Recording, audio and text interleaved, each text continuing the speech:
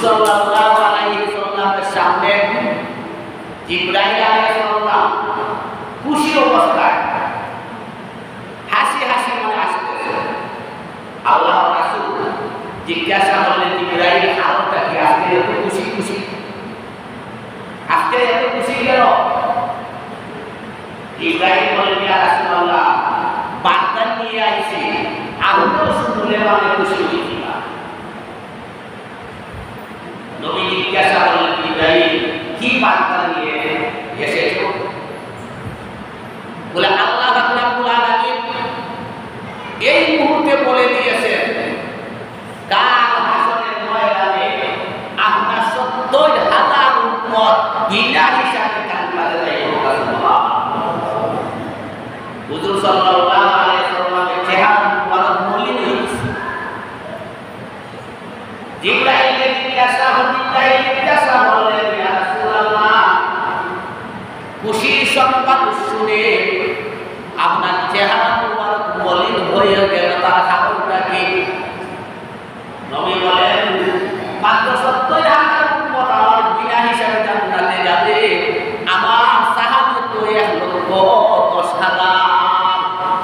আমার সাহাবী সংখ্যা ১,১০,০০০, আর মাত্র ৭০,০০০ যাইব বিনা হিসাবে জান্নাতে।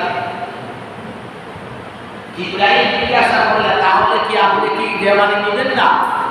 ৭০,০০০ উম্মত আপনার বিনা হিসাবে জান্নাতে যাবে, নেবেন না? হুজুর বলেন, চিন্তা করতেছি, ভাবতেছি নিব কিনা, চিন্তা করতেছি। আমার সাহাবী সংখ্যা ১,১০,০০০, ৭০,০০০ উম্মত যদি আমার বিনা হিসাবে জান্নাতে যায়, কাল কিয়ামত পর্যন্ত আমার উম্মতের সংখ্যা যে কত লক্ষ কোটি হবে।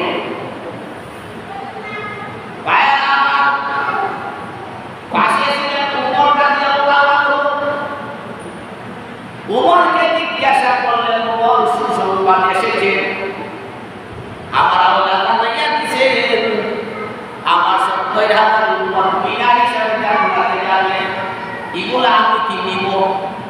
ওমর বললেন, ইয়া রাসূলুল্লাহ, আপনার তো ১,১০,০০০, বাকি যে কিয়ামত পর্যন্ত উম্মত থাকবে তাদের অবস্থা কি হইবে?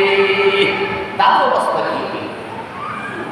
জিবরাইলকে বললেন, জিবরাইল, না, নেওয়া যাবে না, বানাইয়ে নিয়ে আসো।